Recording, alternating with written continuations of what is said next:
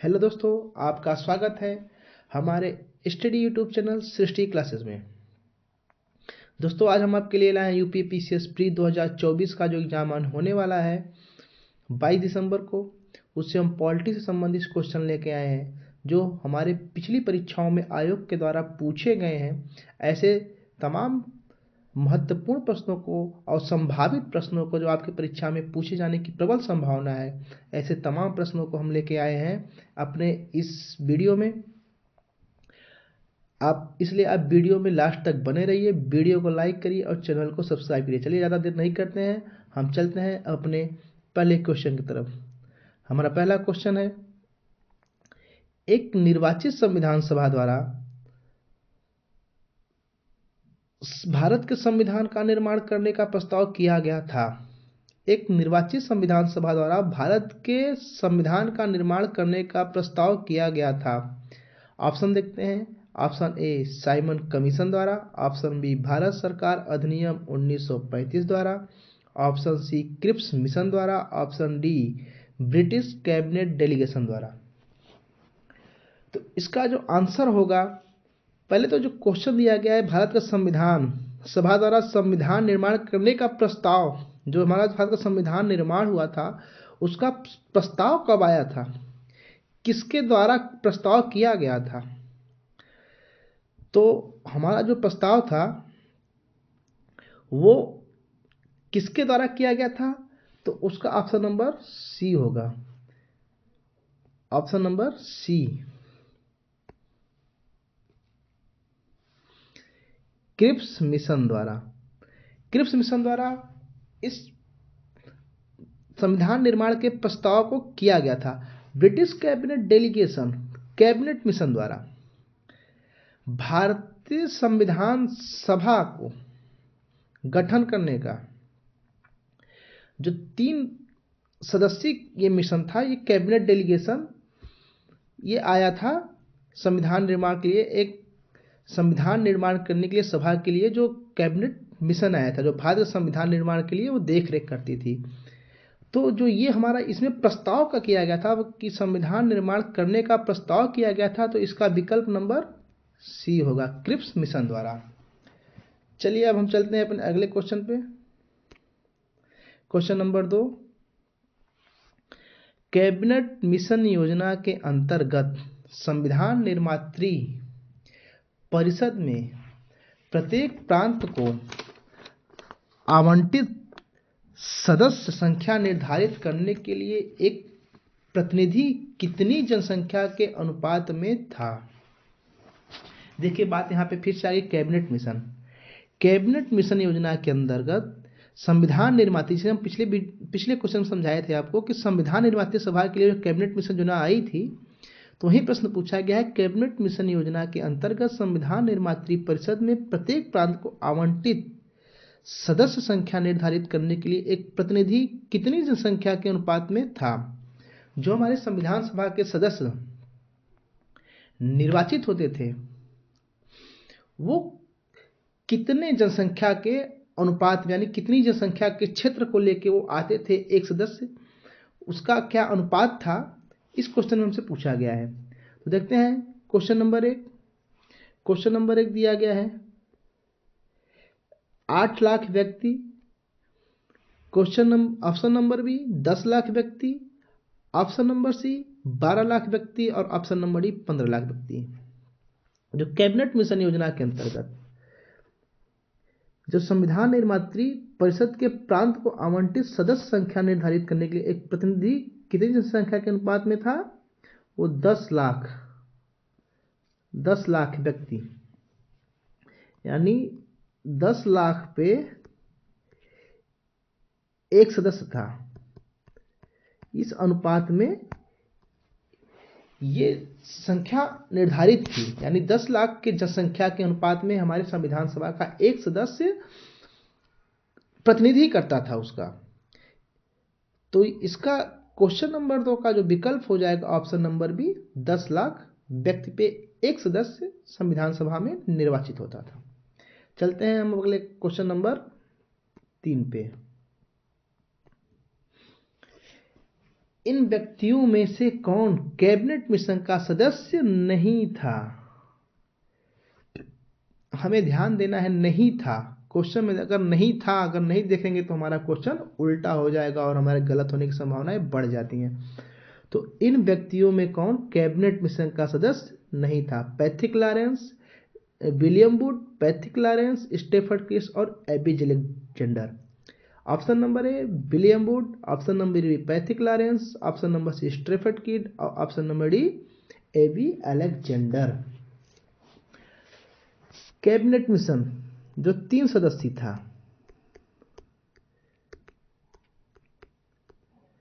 Cabinet mission जो 3 सदस्य था, उसमें पैथिक लॉरेंस, स्टेफर्ड किड और एबी अलेक्जेंडर ये तीनों सदस्य थे। लेकिन विलियम वुड उस कैबिनेट मिशन का सदस्य नहीं था और पैथिक लॉरेंस, इस स्टेफर्ड किस और एबी अलेक्जेंडर इस कैबिनेट मिशन 3 सदस्यीय कैबिनेट मिशन के सदस्य थे। तो क्वेश्चन नंबर 3 का जो सही विकल्प होगा वो ऑप्शन नंबर ए होगा। अब चलते हैं अपने अगले क्वेश्चन नंबर 4 पे।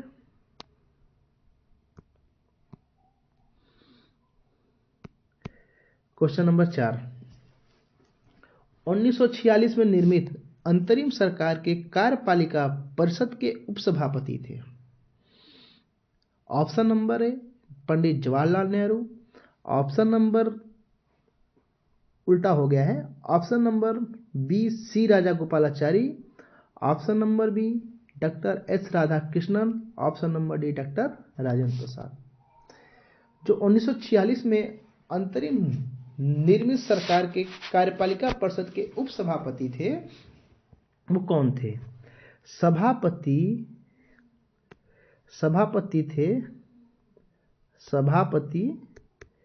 उस समय कौन था? लॉर्ड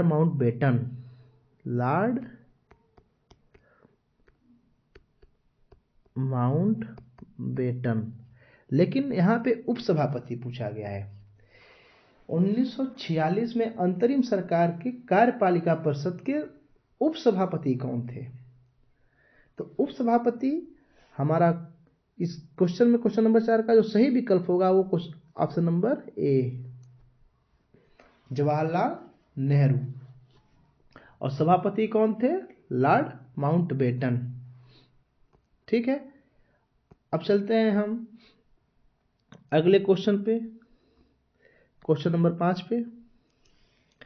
भारतीय संविधान सभा के संबंध में निम्नलिखित में से कौन से कथन सही हैं? भारतीय संविधान सभा के संबंध में निम्नलिखित में से कौन से कथन सही हैं? हम विकल्प पहले देखते हैं। ए क्या दिया गया है? यह वयस्क मताधिकार पर आधारित नहीं थी। ठीक। बी क्या है? यह प्रत्यक्ष निर्वाचन का परिणाम थी।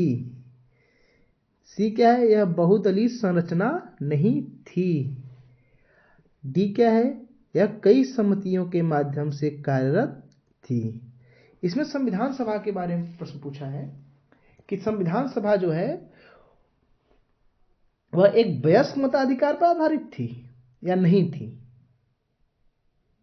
यह एक वयस्क मताधिकार पर आधारित थी या नहीं थी। दूसरा, यह प्रत्यक्ष निर्वाचन का परिणाम थी। दूसरा क्या था? और तीसरा है बहुदलीय संरचना नहीं थी। बहुदलीय संरचना नहीं थी। यह कई समितियों के माध्यम से कार्य करती थी।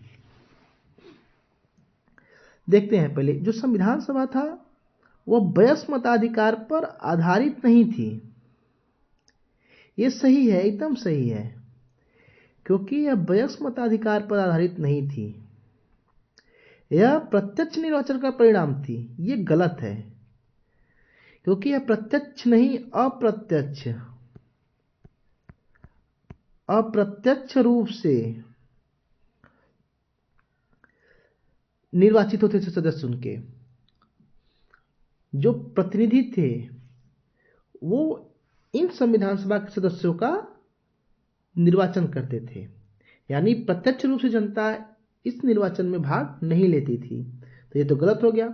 यह बहुदलीय संरचना नहीं थी, ये भी गलत है। इसमें कई दलों ने भाग लिया था, जैसे कांग्रेस, मुस्लिम लीग, सिख, ईसाई, सभी दलों के जो मतलब निर्वाचन सभी दलों ने किया था, निर्वाचन में भाग लिया था। तो इसलिए हम ये नहीं कह सकते कि यह एक दलीय संरचना थी, ये बहुदलीय संरचना थी। इसलिए सी भी गलत हो गया। यह कई समितियों के माध्यम से कार्य करती थी।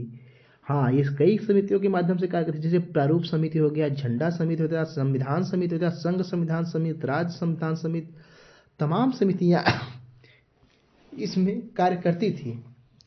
तो हमारा इसमें ए और डी ये दोनों सही होते हैं। अब देखते हैं विकल्प में ए और डी कहाँ है। हाँ, ऑप्शन नंबर ए में ही ए डी है। तो जो स्वाति संविधान था वह एक वयस्क मताधिकार पर आधारित नहीं थी और यह कई समितियों के माध्यम से कार्य करती थी, जैसे प्रारूप समिति, झंडा समिति, संघ संविधान समिति, और इसके एक एक अध्यक्ष होते, समितियों के अध्यक्ष होते थे और समितियों का अपना अपना काम होता था। इसलिए क्वेश्चन नंबर बी का सही विकल्प होगा ऑप्शन ए और डी। अब चलते हैं हम अगले क्वेश्चन पे, क्वेश्चन नंबर 6 पे। निम्नलिखित में से संविधान सभा के बारे में गलत कथन कौन सा है? गलत कथन कौन सा है, इसमें पूछा गया है गलत कथन। गलत कथन कौन सा है? इसने बड़ी संख्या में समितियों की मदद से काम किया, उनमें से प्रारूप समिति सबसे महत्वपूर्ण थी। इसने सबसे बड़ी संख्या में समितियों के माध्यम से काम किया, उनमें से प्रारूप समिति सबसे महत्वपूर्ण थी। ऑप्शन नंबर बी, अल्पसंख्यक समुदाय जैसे ईसाई, एंग्लो इंडियन और पारसियों को भी पर्याप्त प्रतिनिधित्व दिया गया। इसका निर्वाचन सार्वभौम वयस्क मताधिकार पर के आधार पर किया गया। ऑप्शन नंबर डी देखते हैं। इसकी चुनाव प्रक्रिया 1935 अधिनियम के 6वीं अनुसूची पर आधारित थी। कर, संपत्ति और शैक्षणिक योग्यता के कारण मताधिकार सीमित था। अब इसमें सही विकल्प क्या होगा? हमने इसे पिछले क्वेश्चन में आप लोग को बताया कि यह कई समितियों के माध्यम से कार्य करती थी। जो संविधान सभा थी वो कई समितियों के माध्यम से काम करती थी, लेकिन उनमें सबसे महत्वपूर्ण प्रारूप समिति थी, जिसके अध्यक्ष डॉक्टर भीमराव अंबेडकर थे। इसके अध्यक्ष कौन थे? अंबेडकर। ठीक। और अल्पसंख्यक समुदाय जैसे एंग्लो इंडियन, पारसियों को भी सभी को पर्याप्त प्रतिनिधित्व दिया गया। हाँ, यह बहुदलीय, जैसे पिछले क्वेश्चन में बताया था कि कांग्रेस के साथ साथ जो और भी दल थे अल्पसंख्यक समुदाय जैसे मुस्लिम लीग, और इन सबके जो जैसे कोटा दिया गया था कि जो भी अल्पसंख्यक लोग हैं उनको भी इस संविधान सभा में प्रतिनिधित्व करने का अधिकार दिया गया था। जैसे ईसाई, एंग्लो इंडियन और पारसियों को भी पर्याप्त प्रतिनिधित्व दिया गया था। ये भी सही हो गया। और इसका निर्वाचन सार्वभौम वयस्क मताधिकार के आधार पर किया गया। ऑप्शन नंबर देते हैं। इसका चुनाव प्रक्रिया 1935 के अधिनियम के 6वीं अनुसूची पर आधारित थी। कर, संपत्ति और शैक्षणिक योग्यता के कारण मताधिकार सीमित था। ये भी सही है। यानी क्वेश्चन नंबर 6 का जो विकल्प होगा कि कौन सा कथन गलत है, तो उसका सही विकल्प होगा ऑप्शन नंबर सी, क्योंकि यह वयस्क मताधिकार पर आधारित नहीं था। जो संविधान सभा के सदस्यों का निर्वाचन था वह वयस्क मताधिकार पर आधारित नहीं था। ठीक है। अब चलते हैं क्वेश्चन नंबर 7 पे। भारत के संविधान का प्रारूप तैयार करने वाली संविधान सभा के सदस्यों को ब्रिटिश संसद द्वारा नामित किया गया। ब्रिटिश संसद द्वारा नामित किया गया, गवर्नर जनरल द्वारा नामित किया गया, विभिन्न प्रांतों की विधानसभाओं द्वारा नामित किया गया या चुना गया, भारतीय राष्ट्रीय कांग्रेस और मुस्लिम लीग द्वारा चुना गया। भारत के संविधान का प्रारूप तैयार करने वाली संविधान सभा के सदस्यों का कैसे चुनाव किया गया, कैसे निर्वाचन किया गया, कैसे नामित किया गया, वो पूछा गया है इसमें। तो ऑप्शन नंबर ए ब्रिटिश संसद द्वारा, बी गवर्नर जनरल द्वारा नामित किया गया, विभिन्न प्रांत की विधानसभाओं द्वारा चुना गया और राष्ट्रीय कांग्रेस और मुस्लिम लीग द्वारा चुना गया। ये तीनों ऑप्शन गलत हैं, क्योंकि न ब्रिटिश संसद द्वारा नामित किया गया था, न गवर्नर जनरल द्वारा नामित किया गया था और न राष्ट्रीय कांग्रेस और मुस्लिम लीग द्वारा चुना गया, क्योंकि यह विभिन्न प्रांतों की विधानसभाओं द्वारा चुना गया था।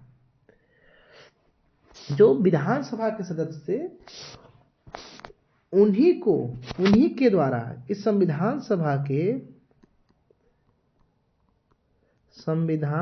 के सदस्यों को चुना गया।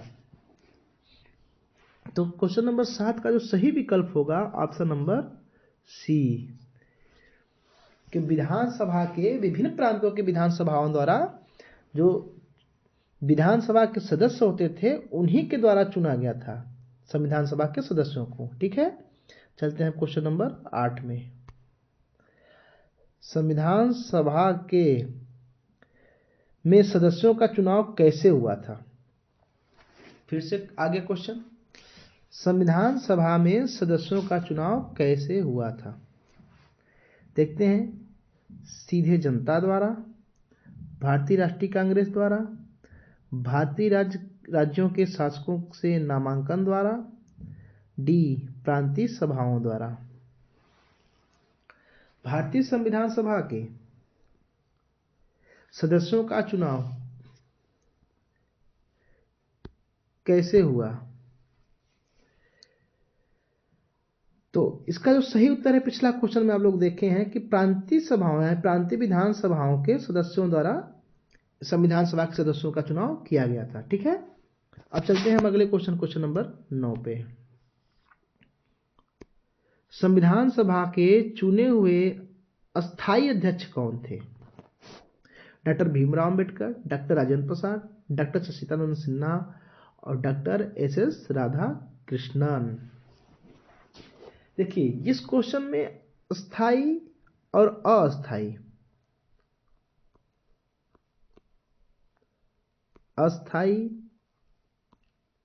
और अस्थायी, जब संविधान सभा का गठन हुआ और उसकी पहली बैठक हुई तो उसमें कोई अध्यक्ष नहीं था कि इस संविधान सभा की रचना कौन करे और उनके सदस्यों को शपथ कौन दिलवाए। तो उसके लिए उसमें एक अध्यक्ष की जरूरत थी, तो उसके लिए एक अस्थायी अध्यक्ष को चुना गया। अस्थायी अध्यक्ष को, जो अस्थायी अध्यक्ष के रूप में चुने गए संविधान सभा के, वो डॉक्टर सच्चिदानंद सिन्हा थे अस्थायी अध्यक्ष के रूप में। लेकिन जब अस्थायी अध्यक्ष किसको चुना गया? अस्थायी अध्यक्ष संविधान सभा का डॉक्टर राजेंद्र प्रसाद को चुना गया। ठीक है, तो जो सही विकल्प होगा वो डॉक्टर राजेंद्र प्रसाद होंगे संविधान सभा के स्थायी अध्यक्ष। इस चीज को ध्यान देना है, स्थायी पूछा है कि अस्थायी पूछा है। तो अस्थायी पूछेगा तो डॉक्टर राजेंद्र प्रसाद होंगे और अस्थायी पूछेगा तो डॉक्टर सच्चिदानंद सिन्हा होंगे। ठीक है, अब चलते हैं हम अगले क्वेश्चन पे, क्वेश्चन नंबर 10 पे। संविधान सभा की पहली बैठक कब हुई थी? संविधान सभा की पहली बैठक कब हुई थी? भारतीय संविधान सभा की पहली बैठक कब हुई थी? पहली बैठक कब हुई थी? ऑप्शन नंबर ए 26 जनवरी 1950, ऑप्शन नंबर बी उल्टा हो गया है, ऑप्शन नंबर भी यहाँ पे बी रहेगा और ये सी रहेगा। ऑप्शन नंबर बी 9 दिसंबर 1946। ऑप्शन नंबर सी 15 अगस्त 1947। ऑप्शन नंबर डी 19 नवंबर 1949 को। भारतीय संविधान की पहली बैठक कब हुई थी? भारतीय संविधान की पहली बैठक 9 दिसंबर 1946 को, यानी विकल्प नंबर बी होगा। भारतीय संविधान की पहली बैठक 9 दिसंबर को 1946 को हुई थी। ठीक है। इसी में अस्थायी अध्यक्ष के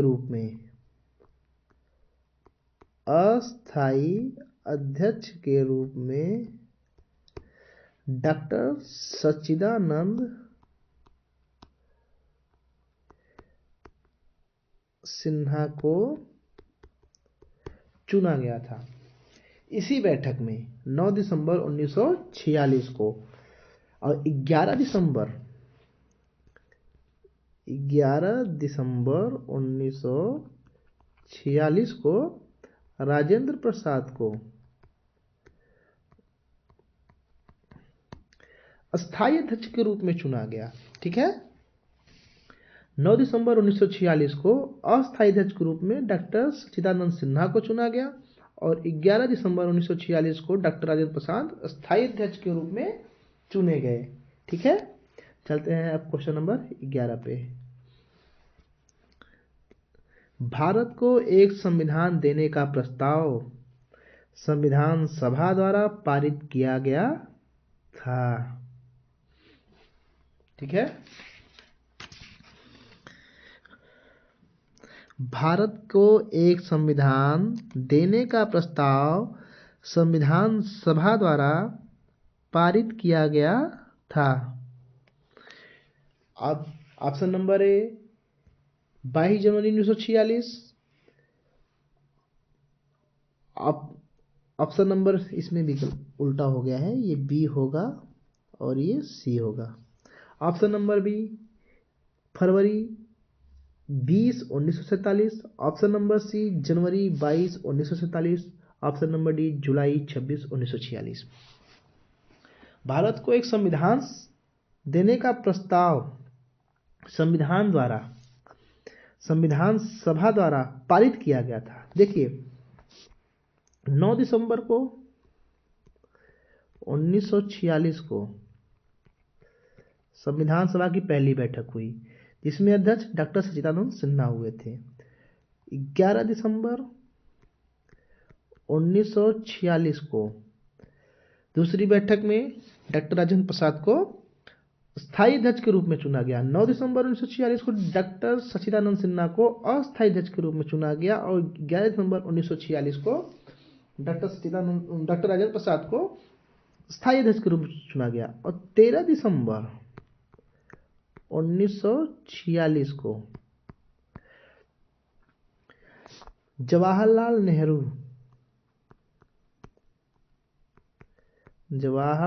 नेहरू ने उद्देश्य प्रस्ताव प्रस्तुत किया था। ठीक है, संविधान सभा में और 22 जनवरी 1947 को उस संविधान सभा द्वारा 22 जनवरी 1947 को संविधान सभा द्वारा ये उस उद्देश्य प्रस्ताव जो 13 दिसंबर 1946 को पंडित जवाहरलाल नेहरू द्वारा संविधान सभा के सामने प्रस्तुत किया गया था, उस प्रस्ताव को संविधान सभा ने 22 जनवरी 1947 को पारित कर दिया। यानी जनवरी 22 1947 को ये प्रस्ताव पारित कर दिया गया था। ठीक है, संविधान सभा का। अब चलते हैं क्वेश्चन नंबर 12 पे। संविधान सभा के सम्मुख संविधान की प्रस्तावना का प्रस्ताव किसने रखा? अब देखिए फिर क्वेश्चन आ गया, संविधान सभा के सम्मुख संविधान की प्रस्तावना का प्रस्ताव किसने रखा?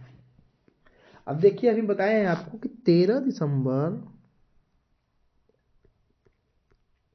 1946 को जवाहरलाल नेहरू ने प्रस्तावना का प्रस्ताव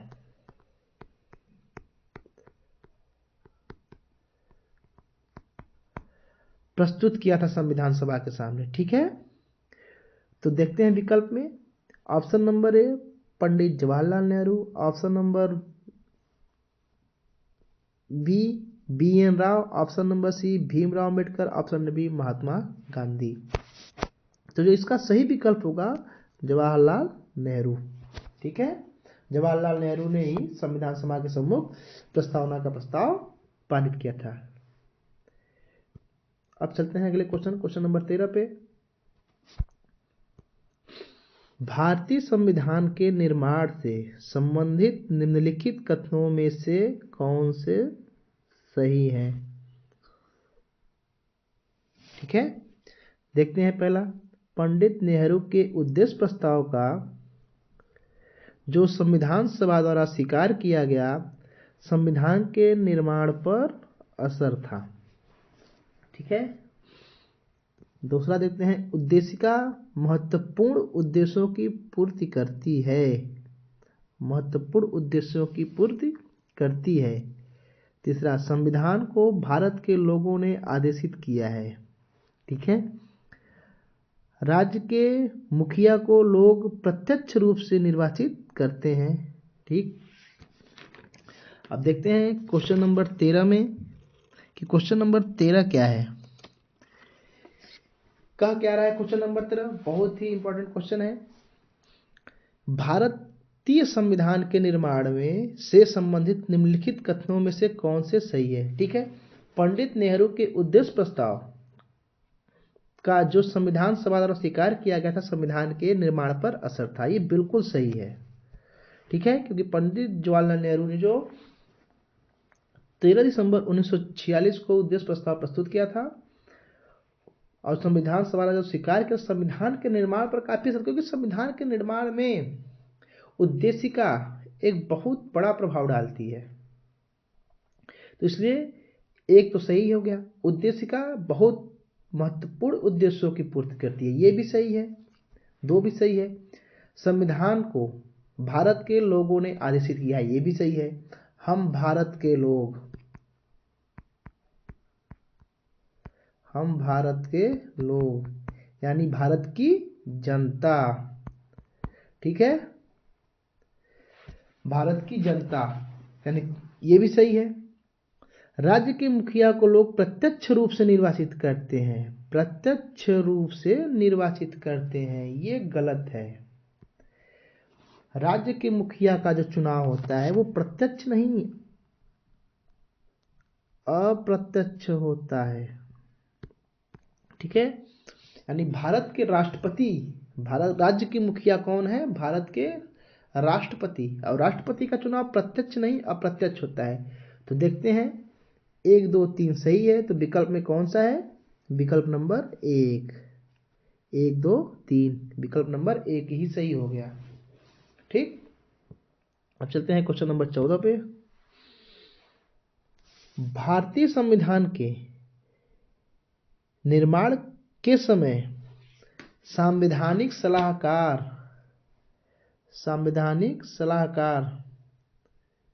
कौन थे?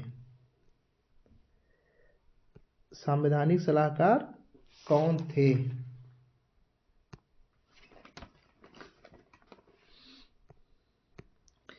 Option number A doctor Bhimrao Ambedkar, option number B BN Rao, option number C doctor Rajendra Prasad. Option number C doctor Rajendra Prasad और option number D K M Munshi. भारतीय संविधान के निर्माण के समय संवैधानिक सलाहकार कौन थे? Option number doctor Bhimrao Ambedkar, option number B B N Rao, option number C doctor Rajendra Prasad, option number D K M Munshi. तो भारतीय संविधान के जो संवैधानिक सलाहकार थे वो बी एन राव थे, यानी option number B is right answer. 14 का सही विकल्प होगा option number B B N Rau. B N Rau क्या थे? वो भारत के संवैधानिक सलाहकार थे। ठीक है, अब चलते हैं 15 नंबर पे। भारत संविधान को 26 जनवरी के दिन लागू करने का निर्णय इसलिए किया गया क्योंकि ऑप्शन में क्या दिया गया है? कांग्रेस ने इस तिथि को 1930 में स्वतंत्रता दिवस के रूप में मनाया। ऑप्शन नंबर बी क्या है? इस तिथि को 1942 में भारत छोड़ो आंदोलन प्रारंभ किया गया था। ऑप्शन नंबर सी यह एक शुभ दिन था। ऑप्शन नंबर डी उपयुक्त में से कोई नहीं। ठीक है, जो संविधान जो 26 जनवरी को लागू किया गया था वो किस लिए लागू किया गया? क्योंकि हमारा संविधान 26 नवंबर 1949 को ही बनके तैयार हो गया था। कुछ को छोड़ के बाकी हमारा सारा संविधान, पूर्ण संविधान जो पूर्ण रूप से लागू हुआ था वो 26 जनवरी 1950 को लागू हुआ था। ऐसा क्यों? हमारा संविधान जो अंगीकृत हुआ था वो 26 नवंबर 1949 को गया था, लेकिन लागू क्यों हुआ था 26 जनवरी 1950 को? इसका सबसे महत्वपूर्ण जो है रीजन, वो कांग्रेस ने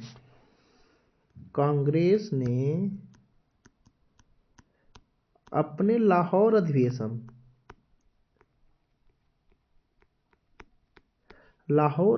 में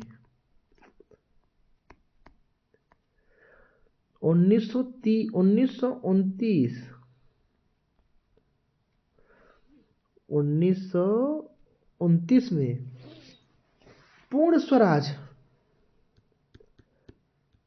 स्वराज के रूप में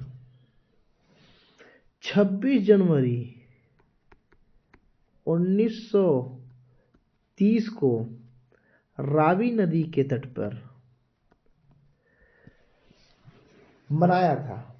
और रावी नदी के तट पे 26 जनवरी 1930 को स्वतंत्रता दिवस के रूप में कांग्रेस ने मनाया था। और पूर्ण स्वराज की जो घोषणा हुई थी वो लाहौर अधिवेशन 1929 में, और उसी में 26 जनवरी 1930 को ये घोषणा की गई कि 26 जनवरी 1930 को घोषणा की कि भारत अपना स्वतंत्रता दिवस 1930 को 26 जनवरी 1930 को मनाएगा। लेकिन हमें तो आज़ादी मिल गई। स्वतंत्रता दिवस हमारा कब है? 15 अगस्त 1947।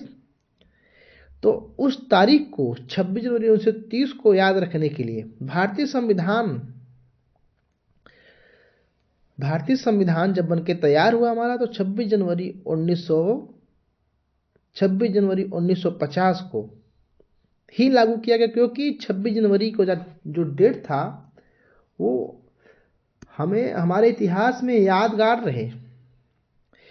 तो इसलिए हमारा संविधान 26 जनवरी 1950 को लागू हुआ था, यानी ऑप्शन नंबर ए क्या होगा? सही होगा। कांग्रेस ने इस तिथि को 1930 में स्वतंत्रता दिवस के रूप में मनाया था। ठीक है, अब चलते हैं अपने अगले क्वेश्चन पे। क्वेश्चन नंबर 16, किसने कहा था संविधान सभा कांग्रेस थी और कांग्रेस भारत था? किसने कहा था कि संविधान सभा कांग्रेस थी और कांग्रेस भारत था? Option A Austin, option number B C R Attlee, option number C Winston Churchill, option number D Lord Mountbatten. जो ऑस्टिन थे इन्होंने ही कहा था। संविधान सभा कांग्रेस थी और कांग्रेस भारत था। तो क्वेश्चन नंबर 16 का जो सही विकल्प होगा वो ऑप्शन नंबर ए, ऑस्टिन। ऑस्टिन ने ही कहा था कि संविधान सभा कांग्रेस थी और कांग्रेस भारत था, इसलिए आप क्वेश्चन नंबर 16 का सही विकल्प होगा ए। ठीक है, चलते हैं अगले क्वेश्चन पे। भारत का संविधान पूर्ण रूप से तैयार हुआ था। फिर से देखिए क्वेश्चन आ गया है, भारत का संविधान पूर्ण रूप से तैयार हुआ था। A option number A 26 November 1949, option number B 26 जनवरी 1950, ऑप्शन नंबर बी फरवरी 1948, ऑप्शन नंबर डी कोई नहीं। भारत का संविधान पूर्ण रूप से तैयार हुआ था नवंबर 26 1949, जनवरी 26 1950, फरवरी 11 1948, ऑप्शन डी इनमें से कोई नहीं। चलिए, हमने बताया था कि हमारा संविधान जो था वो 26 नवंबर 1949 को पूर्ण रूप से बनके तैयार हो गया था, अंगीकृत हो गया था। ठीक है, दो क्वेश्चन आते हैं, हमारा संविधान कब लागू हुआ था?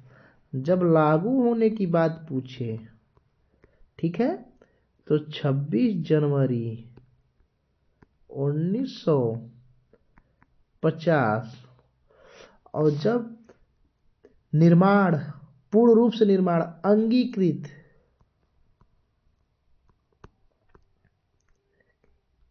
आत्मार्पित और संविधान तैयार कब हुआ था, संविधान दिवस कब है, तो 26 नवंबर, यानी नवंबर 26 1949। जो हमारा सही विकल्प होगा 17 का वो ऑप्शन नंबर ए, नवंबर 26 1949। ठीक है, संविधान लागू कब हुआ था? 26 जनवरी 1950 को। लेकिन संविधान हमारा पूर्ण रूप से तैयार कब हुआ था? तो नवंबर 26 1949 को। ठीक है, चलते हैं अब अगले क्वेश्चन पे। क्वेश्चन नंबर 18, भारतीय संविधान के निर्माण में से संबंधित निम्नलिखित कथनों में से कौन सही है?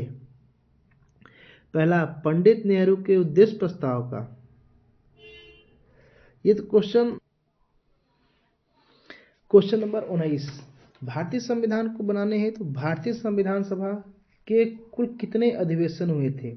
Option number A 17, option number A 7, option number B 9, option number C 12, option number D 15। तो इसका जो विकल्प होगा, भारतीय संविधान को बनाने हेतु भारतीय संविधान सभा के कुल कितने अधिवेशन हुए थे? तो ऑप्शन नंबर सी 12 अधिवेशन हुए थे। ठीक है, अब चलते हैं अपने अगले क्वेश्चन पे, और लास्ट का क्वेश्चन आज का।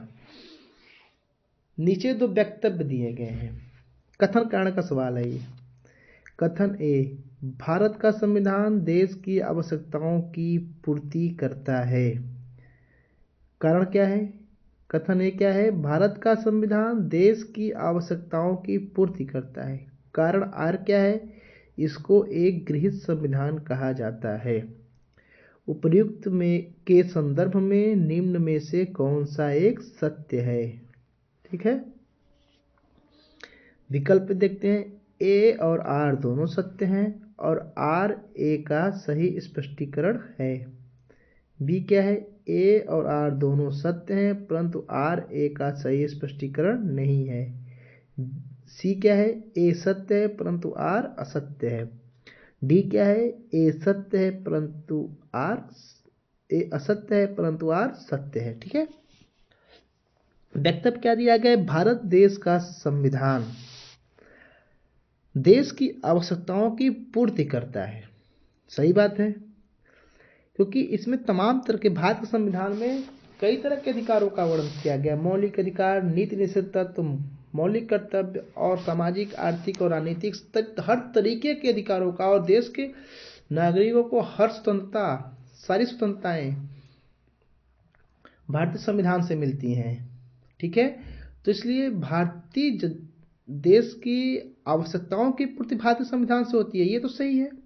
ठीक है, कारण क्या है? इसको एक गृहीत संविधान कहा जाता है। गृहीत संविधान यानी संविधान के कई अनुच्छेद, कई ऐसे अनुच्छेद हो गए, अनुसूचियां, मतलब अन्य देशों के संविधानों से ग्रहण की गई हैं। इसलिए भारतीय संविधान को ग्रहित संविधान कहा जाता है। ठीक है, लेकिन कथन और कारण दोनों का आपस में कोई कनेक्शन नहीं है तो दोनों सत्य, लेकिन ए आर की सही व्याख्या नहीं करता है, तो इसलिए इसका सही विकल्प होगा ए और आर दोनों सत्य हैं, परंतु आर ए का सही स्पष्टीकरण नहीं है। तो इसलिए क्वेश्चन नंबर 20 का जो सही विकल्प होगा बी। ठीक है, ये रहे आज हमारे यूपीपीसीएस प्री पॉलिटी से संबंधित 20 क्वेश्चन जो बहुत इंपॉर्टेंट होने वाले हैं आपकी परीक्षा के दृष्टिकोण से। इसलिए आप हमसे जुड़े रहिए, हमारे चैनल से जुड़े रहिए। हम ऐसे ही तमाम आपको प्रैक्टिस कराते रहेंगे इंपॉर्टेंट क्वेश्चनों का, जो आपके परीक्षाओं में बहुत ही उपयोगी होने वाले हैं, बहुत ही महत्वपूर्ण होने वाले हैं और आपके संभावित प्रश्नों के रूप में इन्हीं में से आने वाले हैं। आयोग अपने तमाम परीक्षाओं में पिछली परीक्षाओं से जुड़े हुए प्रश्नों को डायरेक्ट या इनडायरेक्ट रूप से पूछता जरूर है। इसलिए पिछले साल की परीक्षाओं से जो भी क्वेश्चन आए हुए हैं, आप अगर उनका रिवीजन करते हैं अच्छे ढंग से, तो आप एक अच्छे और बेहतर परिणाम की ओर जा सकते हैं। इसलिए आज के ये सेशन में ये 20 नंबर का क्वेश्चन आप लोग के सामने था। ठीक है, और वीडियो अच्छी लगी हो तो वीडियो को लाइक करिए, चैनल को सब्सक्राइब करिए और वीडियो को शेयर करिए। चलिए, धन्यवाद।